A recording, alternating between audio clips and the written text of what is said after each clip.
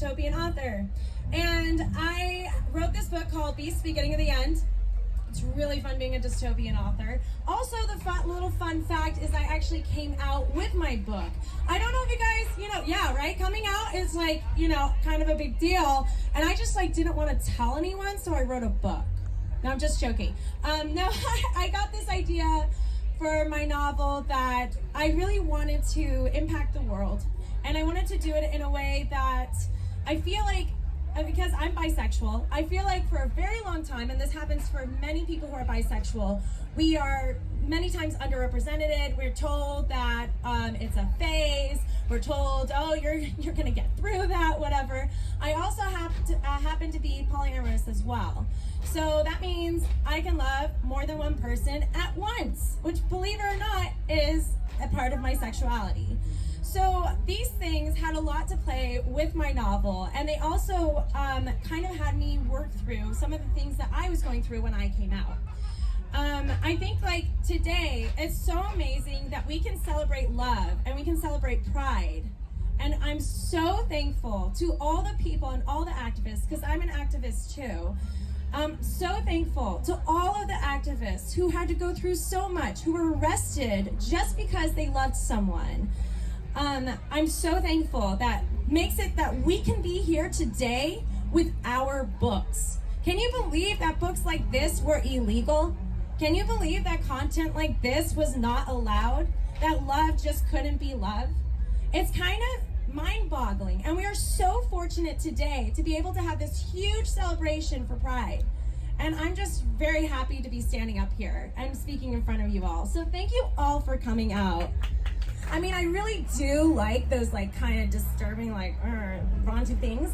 But at the same time, I feel like the dystopian genre is amazing to start change or to actually create new ideas.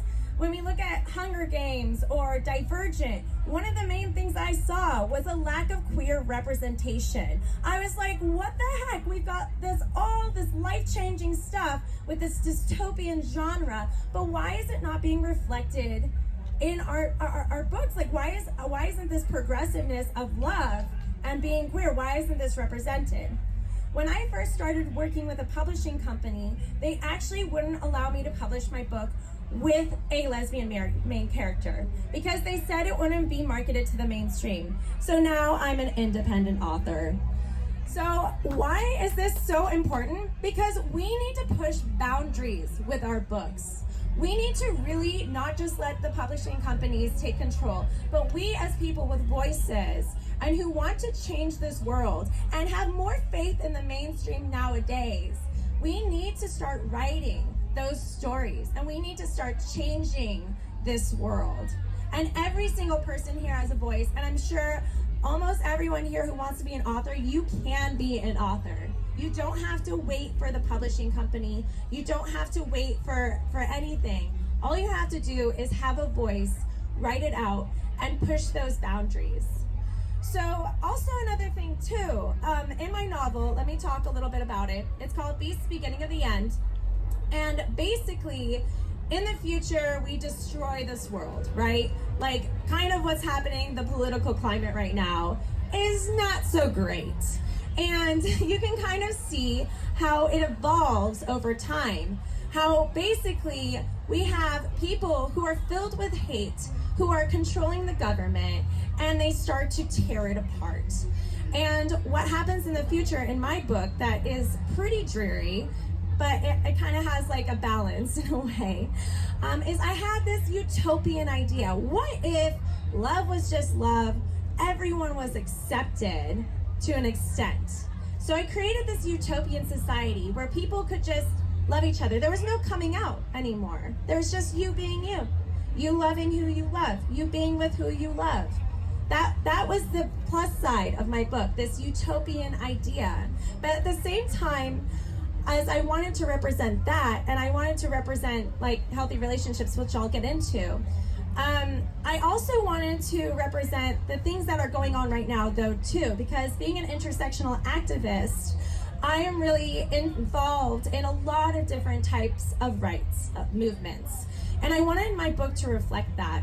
So while I have this really great utopian idea, I also thought, well, in the future, with climate change and everything, will we have animals? Will we have plants? Will we have food? What will happen 1,000 years from now if we don't change other aspects of our community? If we just focus on one utopian ideal? If we're not an intersectional activist and we only focus on one really good progressive thing? Like, you know, I kind of thought, what would our future look like if we just did that? And what happens in the future is that everything is destroyed basically by everyone except for this utopian society, and they try to keep the utopia, but people come in and they totally pervert it. And what happens is that instead of having there's no animals, there's no plants, there's only humans. So what do you think happens in the future when you don't have animals or plants to eat? Yeah, she knows. You start eating humans. So like that, my book is really about how in the future, if we're faced with these very difficult decisions, if we have no more animals, no more plants, we destroy the earth. Even in a seemingly utopian society, they are split into humans and lessers. The lessers are the ones who actually created the conflict. They're the ones who destroyed the society. So in a way, they were trying to be punished, but this becomes a thing for over 1,000 years. And we look into and we get into the main character, Atlia, and she's a part of this community where it seems very nice and open and loving. But then at the same part, there's this extremely dark secret that people are not thought of as people anymore.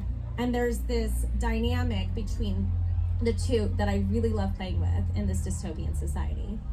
Because I'd like to think of, you know, if we're not going to focus on everything, if we're not going to try to change the world for the better all around, then what are we doing? So I really wanted to engage people with a real story about that. And then also on top of that, another theme of mine too that I wanted to do, because I write YANA, and I'm gonna get to a very hot, sexy scene that I'm gonna be reading in a hot second. So again, like any children, you can just frolic somewhere, unless you don't care about that. But basically, I wanted to show a healthy relationship, like a really good, healthy lesbian queer relationship, where you could see yourself in this relationship, and it's like a true love story. Because my book is about adventure, dystopian horror, sci-fi, fantasy, all of that good stuff. And on top of it has a great love story. And I wanted people to see themselves in that, to see you could have that potential to have that beautiful love story. And so that's a little bit about my book, and I'm going to read in a second, again, like a pretty racist scene. So again, children frolic somewhere. But yeah, if you guys have any questions after, I'd love to answer them. Okay, thank you guys so much. Next author.